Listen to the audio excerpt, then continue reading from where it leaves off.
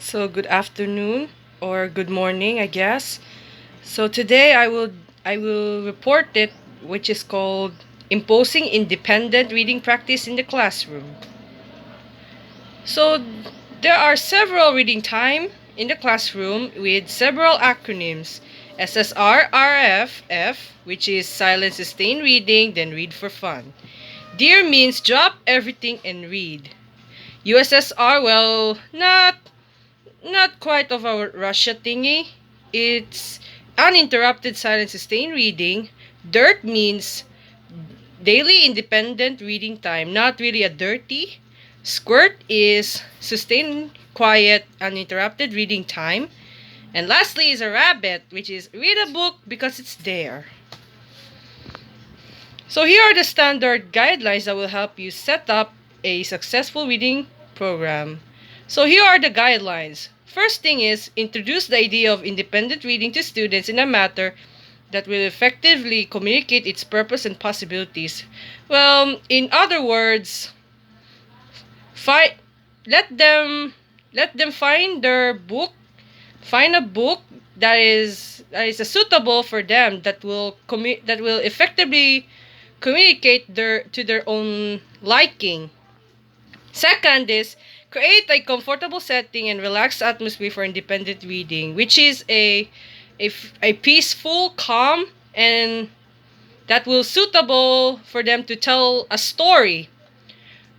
Select a wide range of reading material for many levels of reading interest and abilities, which is a like a novel or a short story, or somehow let's put it into a summary for them to understand.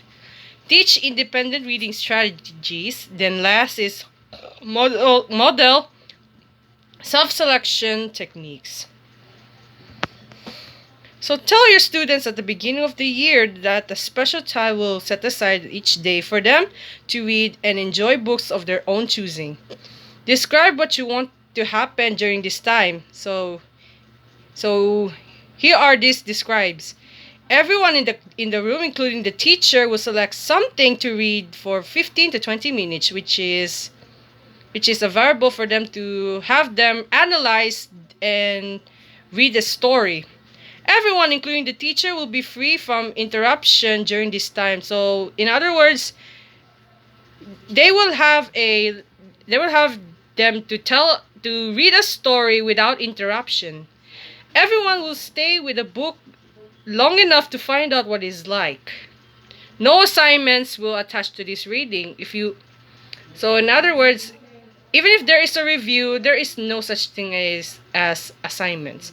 Talking, play, homework, writing, or drawing are saved for other times. So after they're gonna read a story, they're going to have a summary, an analyzation before going on to some assignments or homework or etc. So in light of these goals for independent reading, some teachers ask their classes to suggest guidelines to help accomplish them. Almost without exception, students come up with excellent ideas. In other words, even if they had to read their own books, they will come up with their excellent ideas. In fact, the rules are established by the students. Well, let them be.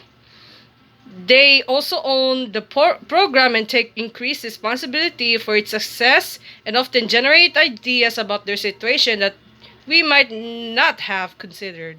In other words, the students will come up with their own ideas on what to imagine after they read. So here are the student generated guidelines, which is choose something that you want to read. Think about what you read ahead of time.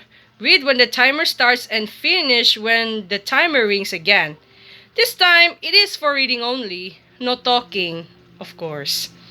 Read at least the first chapter or have a picture book or of any book that you start. Save talking until after independent reading. Decide where you want to read and stay there. Keep a dictionary with you if you think you will need it. And the lastly is keep the room noise free. If they want to read, if the students want to read it silently, no talking. In fact, the students make the suggestions in negative terms, no talking, no interrupting, no taking books back, no doing homework, no walking around the room. If this happens, accept all contributions for the first time though, which it helps to review the rules for each independent reading session. So, that's all. Thank you.